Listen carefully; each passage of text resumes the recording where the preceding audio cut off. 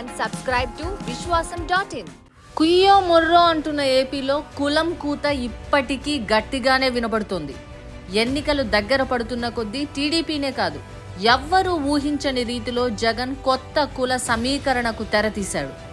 ఏంటి, ఈసారి కుల సమీకరణ పనిచేస్తుందా? గత ఎన్నికల్లో కమ్మ వర్సెస్ ఇతర కులాలు అన్నట్టుగా పోలరైజేషన్ సృష్టించిన జగన్ ఈసారి ఏపీని కొత్త కుల కోణంలో గెలవడం సాధ్యమేనా? ఏపీ రాజకీయంలో ప్రతి విషయాన్ని నిష్పాక్షికంగా విశ్లేషించే ఛానల్ విశ్వాసం.in. లైక్ చేయండి, షేర్ చేయండి, కామెంట్ కూడా చేయండి. ఏపీలో కొత్త కుల కూడిక కనిపిస్తోంది. అన్ని వైపుల నుంచి వ్యతిరేకత కమ్ముకొస్తోంది. అభివృద్ధి లేదు, రాజధాని మీద తలా తోకా లేకుండా ప్రవర్తించి చేతులెత్తేశారు, రాష్ట్రాన్ని జగన్ అప్పుల పాల్చేశారు అని టీడీపీ, చంద్రబాబును సమర్థించే మీడియా ఏపీ వ్యాప్తంగా గగ్గోలు పుట్టిస్తున్నాయి.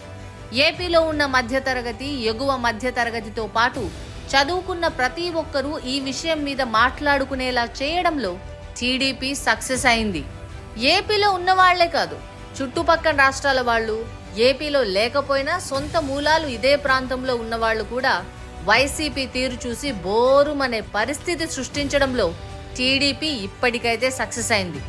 దానికి తోడు చంద్రబాబు మీద ఈ వయసులో కక్ష కట్టి జగన్ లోపల పెట్టాడు అనే సింపతి కూడా వచ్చిందంటున్నారు.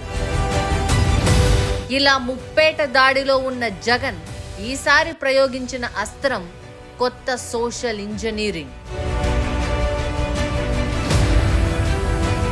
ఉన్న టికెట్లు మార్చడం, కొత్త ముఖాలు తీసుకురావడం, కొందరిని పక్కన పెట్టేయడం.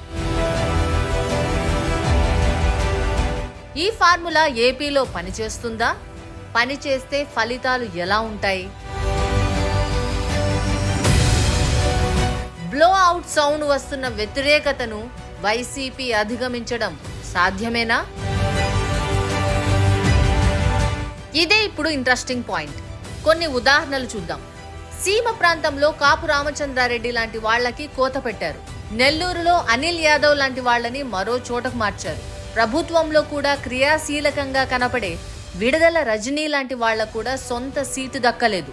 సర్వేల పేరు చెప్పో లేదంటే మీ మీద వ్యతిరేకత ఉంది అనో మొత్తానికి మార్చేశాడు జగన్. అవనిగడ్డ ఎమ్మెల్యేను బందరు పార్లమెంటుకు తీసుకురావడం, పెడన ఎమ్మెల్యేను పెనుమలూరుకు పంపడం లాంటివైతే అంతే లేదు, లెక్కే లేదు ఇలాంటి మార్పులకు. అందుకే ఈ ఊళ్ళో చెల్లని రూపాయి ఆ ఊళ్ళో చెల్లుతుందా అని జోకులు పేలుతున్నాయి. కానీ వీటన్నిటి వెనక జగన్ ఓ ఈక్వేషన్ వర్కౌట్ చేశారు. సామాజిక ఇంజనీరింగ్, కుల సమీకరణలు.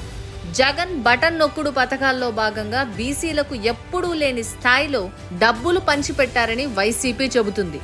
ఆ లబ్ధిదారులు అందరూ జగన్ సపోర్ట్ చేస్తారు కాబట్టి కులాల లెక్కల ఆధారంగా టికెట్లు ఇస్తే వ్యతిరేకతను తట్టుకోవడంతో పాటు అభ్యర్థుల ఎంపిక విషయంలో టీడీపీని ఇరకాటంలో పెట్టొచ్చు అనేది జగన్ వ్యూహం. ఏపీ ఇప్పుడున్న పరిస్థితుల్లో కుల కోణంలో ఆలోచించే పరిస్థితి ఉంటుందా? రాజధాని, అప్పులు, భవిష్యత్తు లాంటి టీడీపీ ప్రచారాలను దాటి కులం లెక్కలు వేసుకునే అవకాశం ఉందా?